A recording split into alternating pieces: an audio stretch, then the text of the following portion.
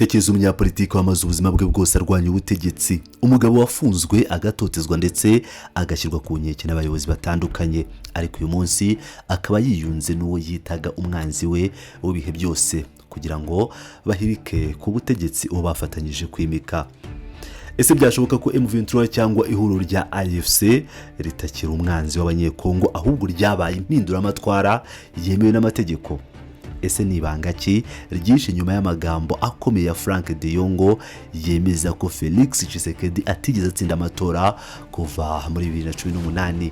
Uyu munsi turinjira mu mizi y'ikibazo, turasesengura amagambo aherutse gutangazwa n'umwe mu banyapolitike bakomeye batavuga rumwe n'ubutegetsi bwa Tshisekedi, akaba ari Frank de Yongo. Amagambo ashobora guhindura isura y'intambara n'amakimbirane mu burasirazuba bwa Kongo ndetse n'imiyoborere y'igihugu cyose. Muri Repubulika Iharanira Demokarasi ya Kongo ibintu byahinduye isura. Niba warakurikiye amateka ya politiki ya Kongo, izina Frank de Yongo sirishya kuri wowe. Ni umugabo watanze agatanga ubusore bwe bwose aharanira demokarasi, ariko uyu munsi ari mu buhungiro. Kuki?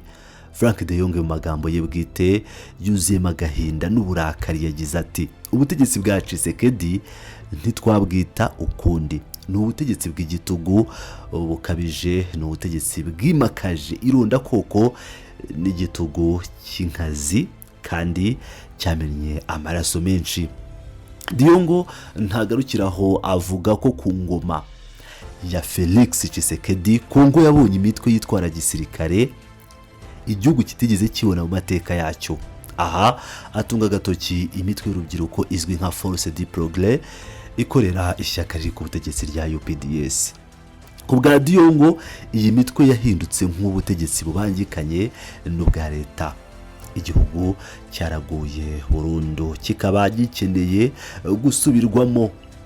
Mu gusesengura aya magambo turabona ishusho y'igihugu kiri mu kangaratete. De Yongo yemeza adashidikanya ko Felix Tshisekedi cyangwa Chilombo nk'uko akunze kumwita, yerekana ko atamwubaha nka perezida, atigeze atsinda amatora na rimwe kuva mu mwaka wa 2018 kugeza uyu munsi. Bivuze ko ubutegetsi bwe bwubatse ku kinyoma, ku kwiba amajwi no kuguhonyora demokarasi. Kugira ngo twumve impamvu Frank de Yongo agezaho avuga aya magambo akomeye, tugomba kureba ibyamubayeho bwite. Mu matora ya 2023 De Yongo yari kandida perezida, wari umukandida ku mwanya wa perezida, ariko kubera gushyira inyungu z'igihugu imbere yikuye mu matora ashyigikira Moise Katumbi nyuma y'uko bumvikanye ku murongo wa politiki. Ese byarangiye bite? De Yongo atanga ubuhamya buteye ubwoba, avuga ko mu gihe cyo kwiyamamaza Tshisekedi yamwohereje abasirikare bakamurasa amasasu ari i Moanda. Ntiyarangirije aho, ubwo yagarukaga ku bijyanye na ya mitwe itwara gisirikare Force du Progrès yamugabyeho igitero iwe mu rugo. Inzu ye yarashwanyagujwe iratwikwa, bimubera ngombwa ko ajya kwihisha mu rusengero. Tekereza nawe, umukandida wigeze kwiyamamariza kuba perezida w'igihugu afite abapolisi 20 bagomba kumurinda, ariko igitero kikaba abapolisi bose bakiruka nta n'umwe utabaye. Ibi nibyo De Yongo yita gusenyuka kw'inzego z'umutekano n'ubutabera.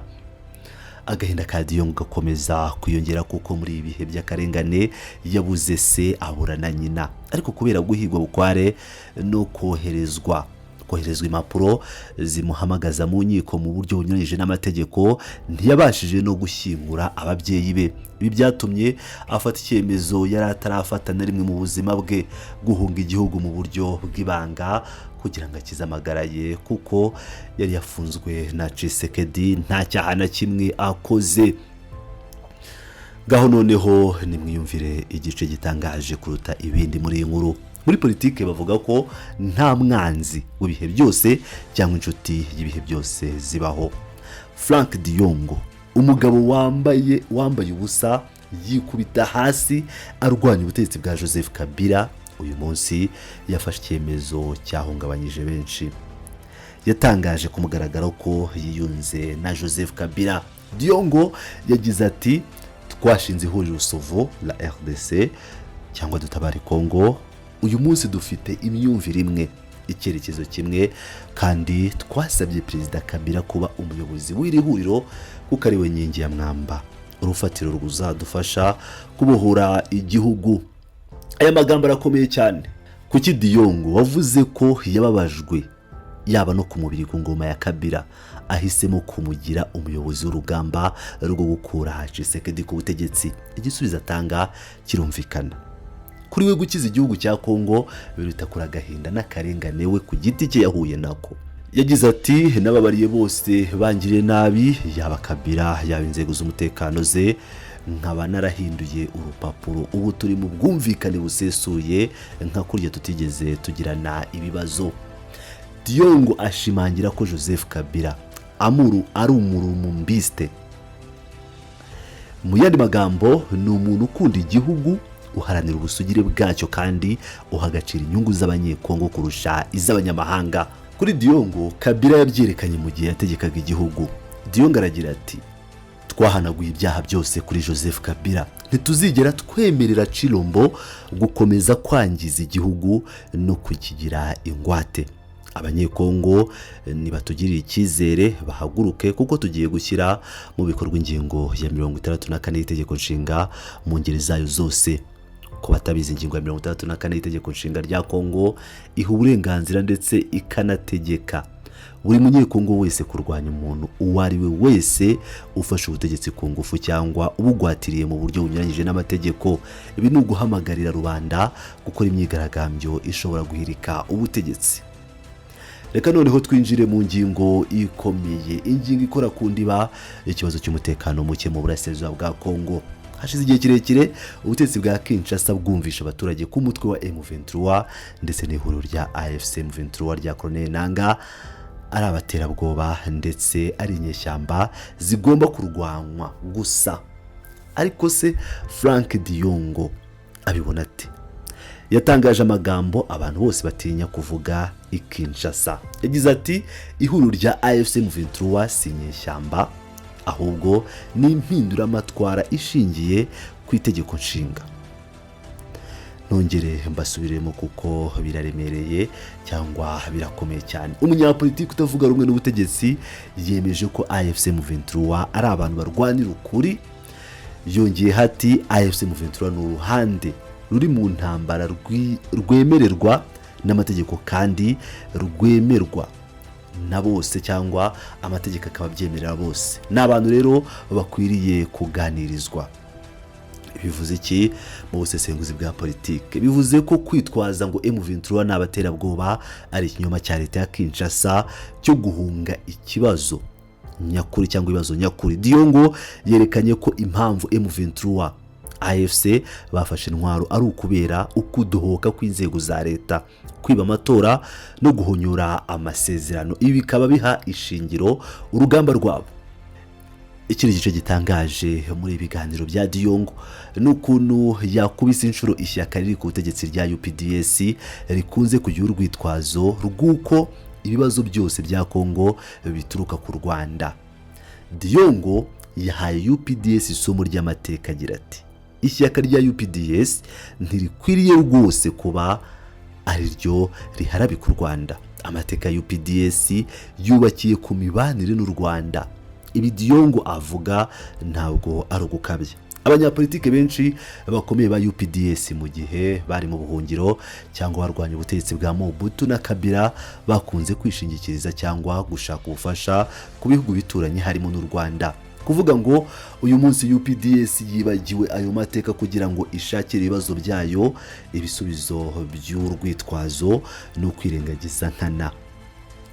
Mu gusoza ibitekerezo bye, Frank Diongo yajugunye Felix Tshisekedi agatambaro mu rwego rwo kumwereka ko adateye ubwoba nubwo akoresha igitugu. Mu gihe hari amakuru avuga ko ishyaka riri ku butegetsi rishaka guhindura itegeko nshinga kugira ngo Tshisekedi ashobore kwiyamamariza manda ya gatatu cyangwa yongererwa ububasha, Diongo yatanze gasopo. Yagize ati niba Tshisekedi ari umugabo w'intwari koko nagerageza ahindura itegeko nshinga.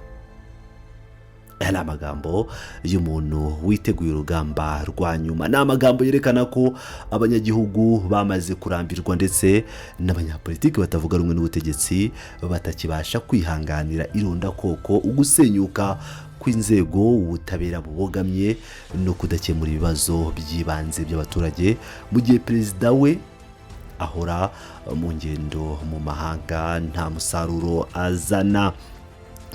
Mu gusoza iyi nkuru, ikibazo kibazwa ni iki: ese kwinjira kwa Joseph Kabila nk'inkingi ya mwamba mu guhirika ubutegetsi bwa Tshisekedi bizahindura ibintu mu murwa mukuru Kinshasa?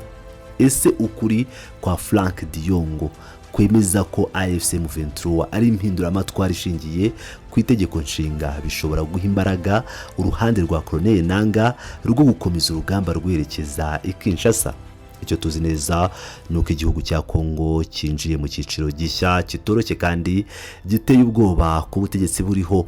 Iyo abakiba bakira nka Diongo na Kabila bashyize hamwe, bivuze ko umwanzi bafite ubu abaremereye kurusha ibyabatandukanije mu bihe byashize.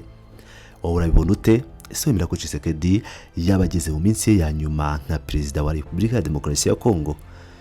Ndasaba ko usiga igitekerezo cyawe ahabugenewe aho hasi muri comments, wibuke gukora like ndetse na subscribe niba utarabikora, kugira ngo utazacikwa n'amakuru yacu y'isesengura yimbitse yo mu karere k'ibiyaga bigari.